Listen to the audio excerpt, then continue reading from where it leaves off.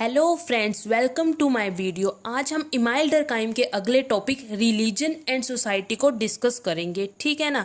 इसको स्टार्ट करने से पहले हम पहले इसके पीवाईक्यू देखेंगे, फिर देखेंगे कैसे क्वेश्चन पूछे गए हैं, फिर हम उसी के अकॉर्डिंग आगे स्टडी करेंगे, ठीक है ना।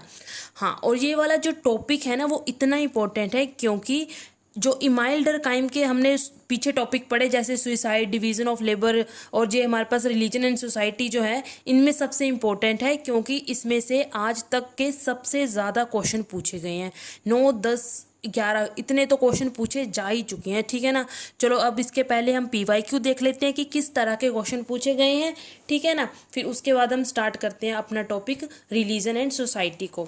एक और बात, मुझसे कल गलती से शायद पिछली वीडियो में रिलीजन एंड प्रोटेस्टेंट इथिक्स बोल हो गया होगा, तो उसको जरा रिलीजन एंड सोसाइटी कर लेना, ठीक है ना। अब हम इसके क्वेश्चन देख लेते हैं। पहला क्वेश्चन पूछा गया था 2007 में। क्या पूछा गया है? Elaborate the Emile Durkheim analysis of the elementary form of religious life and the role of religion in society. How does he explain the existence of religion in modern industrial society.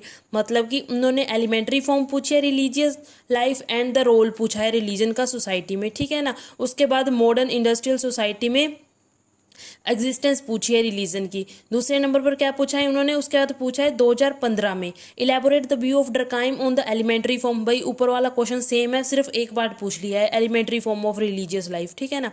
उसके बाद 2017 में पूछा गया था, give an assessment of Durkheim notion of sacred and profane. दो term दिया Durkheim ने ये वाली, इस सैक्रेड और प्रोफेन में उन्होंने सोसाइटी को जो वर्ड है उनको डिवाइड किया था, वो है, ठीक है ना ये। उसके बाद 2014 ऊपर रह गया होगा इसलिए 2014 का नीचे लिखा है, ठीक है ना। इसमें क्या पूछा है? The essence of religion in modern society is same as religion. मतलब कि प्रिमिटिव सोसाइटीज और मॉडर्न सोसाइटी में पूछा है कि क्या है उसमें, कि सेम है या अलग अलग है, ठीक है ना। उसके बाद फिर 2018 में पूछा गया है, how Durkheim theory of religion is different from the, मतलब कि बेवर के साथ कंपेयर करने के लिए बोला गया है। उसके बाद 2020 में पूछा गया है, फिर से मुझे लगता है पहला क्वेश्चन 2007 वाला ही रिपीट किया है। Analyse the Durkheim view on elementary form of religious life and the role of religion. Same है, बस कंसिक्वेंसेस पूछी है रिलीजन की कॉन्टेम्प्रेरी सोसाइटी में, वहाँ पर वही है मॉडर्न इंडस्ट्रियल सोसाइटी, मतलब कि सेम ही क्वेश्चन रिपीट हुआ है, बस थोड़ा सा घुमाकर चेंज कर दिया है, ठीक है ना। उसके बाद लास्ट में कौन से में पूछा गया? 2022 में पूछा गया क्वेश्चन ये वाला, क्रिटिकली एग्जामिन करे the relevance of Durkheim view on religion in contemporary societies. अब कॉन्टेम्प्रेरी सोसाइटीज, एक मॉडर्न इंडस्ट्रियल सोसाइटी और एक पीछे और कौन सा पूछा गया था? यस, इन कंटेम्प्रेरी पूछा गया था। मतलब कि सेम क्वेश्चन 2020 से 22 में रिपीट, ठीक है ना। मतलब कि यहाँ से क्वेश्चन आने के चांसेस 100% हैं। 22 में पूछा गया, 23 में देखेंगे पूछते क्या नहीं। अगर 23 में नहीं पूछा तो 24 में तो पूछेंगे ही पूछेंगे। अब हम स्टार्ट करते हैं अपने टॉपिक रिलीजन एंड सोसाइटी को। हमने पता है हमें स्टार्ट कहाँ से करना है, ठीक है ना। डेफिनेशन से स्टार्ट करेंगे और बुक का नाम जरूर याद रखेंगे। He develop upon idea of religion in his elementary form of religious life 1912। Book का नाम याद रखना है, कहाँ पर उन्होंने अपना आइडिया जो रिलीजन वाला था उसको एक्सप्लेन किया था। Elementary form of religious life 1912 book का नाम है, ठीक है ना। फिर उसके बाद देखिए कैसे डिफाइन किया उन्होंने रिलीजन को। He defined religion as a unified system of belief and practices.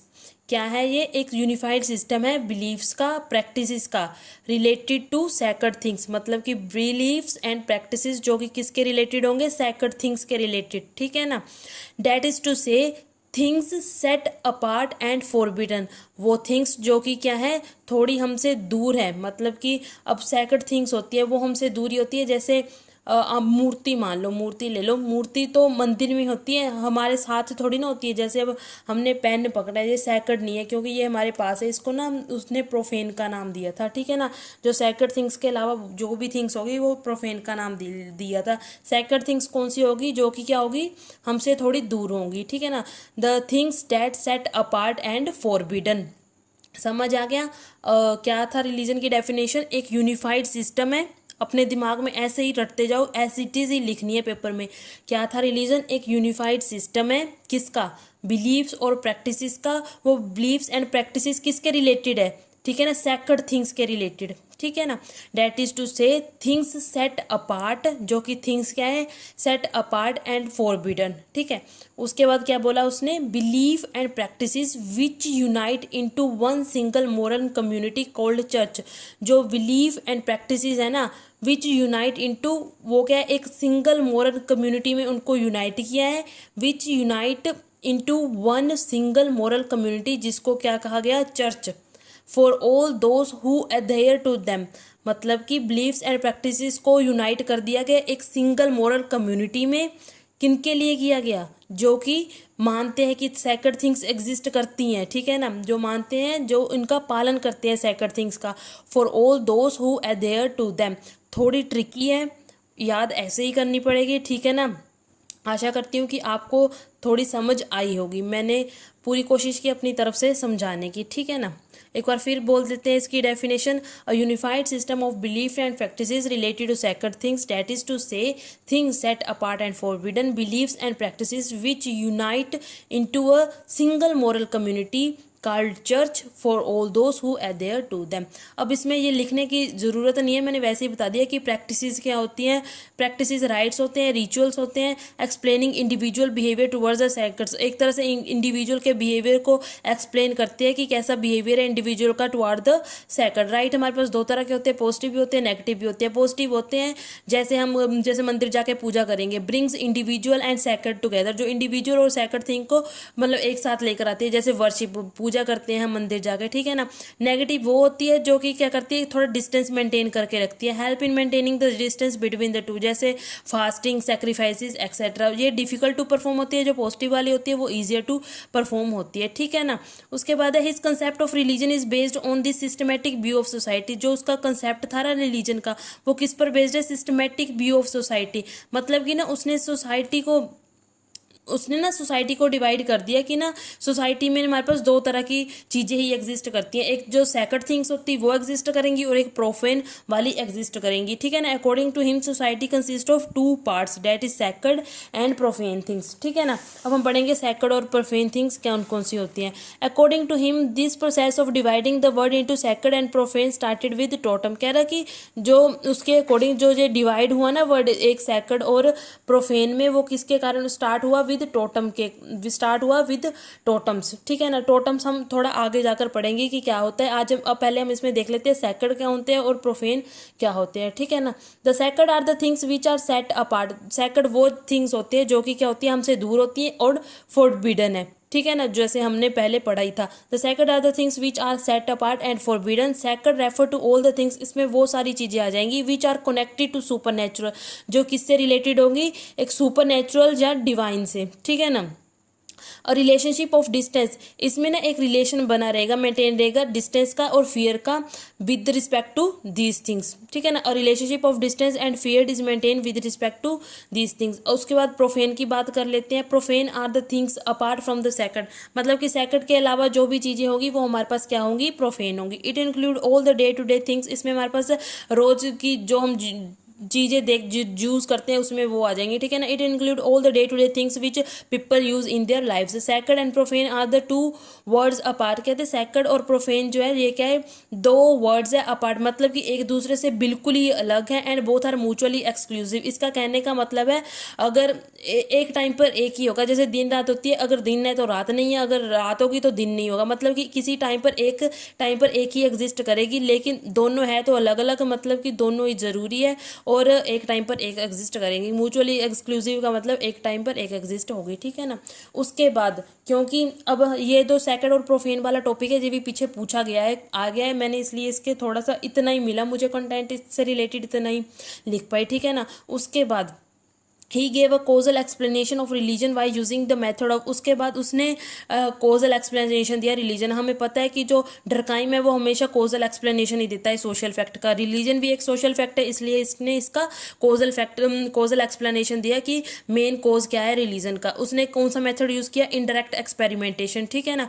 Modern religion is complex, उसने देखा कि मॉडर्न रिलीजन जो है वो बहुत ज़्यादा कॉम्प्लेक्स है, ठीक है ना, और इस्टेब्लिश करना एक कोजल लिंकेज इज डिफिकल्ट, मतलब इसमें मॉडर्न जो रिलीजन है उसमें कोज ढूंढ पाना मुश्किल है कि क्या कोज हो सकता है रिलीजन का, but at the same time the simple form of religion exist, but परंतु उसने कहा कि सिंपल फॉर्म ऑफ रिलीजन भी एग्जिस्ट करता है, जो हमारी प्रिमिटिव सोसाइटीज़ है वहाँ पर simple form of religion exist करता है, इसलिए हम वहाँ से कोज जो है वो फाइंड आउट करेंगे रिलीजन का, ठीक है ना, but at the same time the simple form of religion exist and if the cause of such simple form is establish the same will be apply होगा, तो वो भी मॉडर्न रिलीजन के लिए सेम अप्लाई हो जाएगा, जब हम जो प्रिमिटिव सोसाइटी में रिलीजन का कोज ढूंढ लेंगे उसी को अप्लाई कर देंगे मॉडर्न रिलीजन में भी, ठीक है ना। इसके लिए उसने एक्सपेरिमेंट कंडक्ट किया, ठीक है ना, on the simplest form of religion he conduct an experiment, मतलब कि जो सिंपल फॉर्म थी ना रिलीजन की जो प्रिमिटिव सोसाइटी थी उसमें उस पर उसने क्या किया, एक्सपेरिमेंट कंडक्ट करवाया, उससे क्या, दैट इज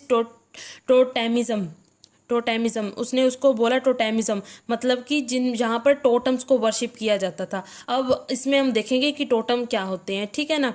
इसमें आपको इन जनरल बता देती हूँ, पता क्या किया था उसने, अरुंता ट्राइब थी उसको स्टडी किया था, उसके जो रिलीजियस प्रैक्टिसेस है ना डरकाइम ने उनको स्टडी किया, और उसने बताया कि जो प्रिमिटिव सोसाइटीज़ होती थी वहाँ ना लोग ना मतलब कि वंडरर थे, मतलब कि ना एक जगह से दूसरी जगह घूमते रहते थे, ओकेजनली वो मिलते थे, मतलब कि किसी एक पर्टिकुलर टाइम पर, मतलब कि कुछ सीजन पे वो मिलते होंगे एक जगह पर, ठीक है ना।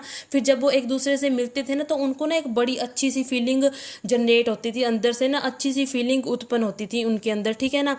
जब वो फिर से अलग हो जाते थे, जब अपना वो रिचुअल परफॉर्म करके चले जाते थे, जब वो अलग हो जाते थे वो फिर से सैड और उदासी सी आ जाती थी, ठीक है ना। फिर अगर अगले अवसर पर वो फिर मिलते थे किसी और ओकेजन पर, फिर उन्हें वही वाली फीलिंग जनरेट हो जाती थी, वो फीलिंग उन्हें इतनी पसंद आती थी ना कि जब वो फिर से अलग होते थे ना उन्हें बहुत बुरा लगता था, ठीक है ना। फिर उन्होंने सोचा ऐसी क्या चीज़ होगी कि जो हमें इतनी अच्छी फीलिंग आती है अंदर से। उन्होंने ना फिर मान लो कि ना वो ना एक वृक्ष के पास खड़े होंगे, ठीक है, एक पेड़ था वहाँ पे, उसने उनको देखा, उन्हें लगा कि ये पेड़ ही है जिसके कारण ये ऐसी फीलिंग, जो ऐसी जो सुपर नेचुरल फोर्स जो जनरेट होती है ना, ऐसी अच्छी वाली फीलिंग आ रही है, उन्हें लगा कि ये ना पेड़ करके आती होगी, इसलिए ना उन्होंने पेड़ को बोल दिया कि ये टोटम है, और उसको पेड़ को एक सैकड़ सिंह मानने लगे और उसको पूजने लगे, ठीक है ना, कि ये पेड़ के कारण ही ऐसे हमें अच्छी फीलिंग आती है, वही बताया इसने सारे इसमें, ठीक है ना। चलो पढ़ते हैं। He conduct an experiment on simple form of religion that is totemism, ये तो बता दिया था, ठीक है। He drew the analysis from the study of religious practices, उसने अरुंता ट्राइब की जो रिलीजियस प्रैक्टिसेस है उसको स्टडी किया, जो कि एक ऑस्ट्रेलियन ट्राइब है, ठीक है ना। इफ़ द कोज ऑफ उसने बोला if the cause of totem is establish, अगर हमें टोटम का कोज पता चल गया कि वो टोटम जो है उसका क्या कारण है, the same will be the cause of modern religion. तो टोटम हमें पता है कि जो प्रिमिटिव सोसाइटीज थी उस टाइम पर उसको एज अ वर्शिप करते थे टोटम की, ठीक है ना। उसको अगर हमने उसका कोज पता कर लिया तब उसका सेम ही कोज होगा मॉडर्न रिलीजन में भी, ठीक है ना। प्रिमिटिव मैन वर वंडर्स, वही कि प्रिमिटिव जो लोग थे इधर से उधर घूमते रहते थे, they kept on moving from one place to another place, occasionally they came together, इकट्ठे होते थे for some purpose and interacted on such occasions, और इंटरेक्ट करते थे ओकेजन्स पर, दे फील डिफरेंट, जब वो इंटरेक्ट करते थे ना उनको ने एक अच्छी सी फीलिंग आती थी, अलग सी फीलिंग आती थी। This feeling disappear once they separated, और जो फीलिंग थी ना वो एकदम से हट जाती थी जब ये सेपरेट हो जाते थे, मतलब अलग अलग हो जाते थे एक दूसरे से, ठीक है ना। अकॉर्डिंग टू प्रिमिटिव लॉजिक, फिर प्रिमिटिव लॉजिक से हिसाब से उन्होंने एक्सप्लेन किया इस फीलिंग को in term of presence of some supernatural force, उनको लगा यहाँ पर कुछ ना कुछ तो सुपर नेचुरल फोर्स है जिसके कारण हमें ऐसी फीलिंग आती है। बट अकॉर्डिंग टू डरकाइम, लेकिन डरकाइम के अकॉर्डिंग द गैदरिंग, यहाँ कोई सुपर नेचुरल फोर्स नहीं थी, डरकाइम ने कहा the gathering itself was the real cause, मतलब कि जो गैदरिंग होती थी ना वही रियल कॉज था जो उनको ऐसी अच्छी वाली फीलिंग आती थी, ठीक है ना। Durkheim call this feeling as the rate of exaltation, Durkheim ने इस फीलिंग को बोला, ये कीवर्ड है इसको ऐसे ही नोट डाउन कर लो और पेपर में ऐसे ही करके आना है, ठीक है ना। Durkheim call this feeling as the state of exaltation and the collective effervescence, ठीक है ना। State of exaltation and the collective effervescence, ये है हमारे पास कीवर्ड, ठीक है ना। इसका मतलब है heighten the feeling of energy generated in collective gathering, मतलब कि उनकी एनर्जी जो थी वो हाई हो जाती थी जब वो गैदरिंग करते थे, ठीक है ना। It takes the individual away from the concern of profane social life, मतलब कि जो ये फीलिंग थी ना उनको दूर ले जाती थी, जो अपने सामाजिक जो वो चीज़ें हैं ना उनसे दूर ले जाती थी, टू एन एलिवेटेड स्फीयर, कहाँ पर ले जाती थी, एक एलिवेटेड स्फेयर इन विच, यहाँ पर वो एक हायर फोर्सेस से कॉन्टैक्ट में आते थे, मतलब कि उन्हें बहुत अच्छा लगता था। In which they feel as if they are in contact with higher forces, उन्हें ऐसा लगता था जैसे वो पता नहीं कौन सी हायर फोर्सेस से कॉन्टैक्ट में आ गए हों, ठीक है ना। Primitive people created totem to represent, उसके बाद प्रिमिटिव पीपल्स ने पता क्या किया, उन्होंने टोटम क्रिएट कर दिया and to represent and regain that feeling, उस फीलिंग को अगेन मान लो कि जहाँ पर वो इकट्ठे होते थे ना, वहाँ पर पेड़ था, पेड़ को उन्होंने ना totem as a totem represent किया और रीगेन दैट फीलिंग, ताकि वो उन्होंने उसको एज ए टोटम रिप्रेजेंट कर दिया और वो वापस उसी जगह आएंगे, और उन्होंने कहा कि हम इसी जगह आएंगे ताकि वो उस फीलिंग को दोबारा से ले सके, ठीक है ना। Then the people assemble near the totem, जब वो लोग ना टोटम के पास जाते थे, they relive that feeling again, उनको दोबारा से वही फीलिंग आती थी। They fail to explain this phenomena, वो इस फिनोमिना को एक्सप्लेन नहीं कर पा रहे थे। बाय द प्रिमिटिव लॉजिक, अपने प्रिमिटिव लॉजिक से हिसाब ने उन्होंने इसको सैकर्ड स्टेटस दे दिया, ठीक है ना, कि ये सैकर्ड है, फिर वो उसको पूजने लगे। The totem are the material representation, अब टोटम जो था वो क्या था, एक मटेरियल रिप्रेजेंटेशन था of the non material force. Totem कुछ भी हो सकता था, वहाँ पर अगर कोई पत्थर है तो उन्होंने मतलब कि ना अलग अलग जो ट्राइबल है उसने ना अलग अलग टोटम वो बनाए, ठीक है ना। जैसे किसी ने पेड़ को एज अ टोटम बनाया, किसी ने एज अ एक पत्थर देख लिया उसको बना दिया, ठीक है ना। The totem are the material representation, मतलब कुछ ना कुछ मटेरियल रिप्रेजेंटेशन होगी of the non material force की, and that non material force, वो जो नॉन मटेरियल फोर्स है ना वो कुछ नहीं है बस द सोसाइटी इटसेल्फ है, ठीक है। That non material force is none other than society itself. This feeling which was due to the feeling of being together, ये जो फीलिंग थी टुगेदरनेस वाली, was instead interpreted as a sacred, मतलब कि totem नहीं था वो, जो सैक्रेड था वो एक जो फीलिंग थी ना टुगेदरनेस वाली वो थी सैक्रेड, ठीक है ना।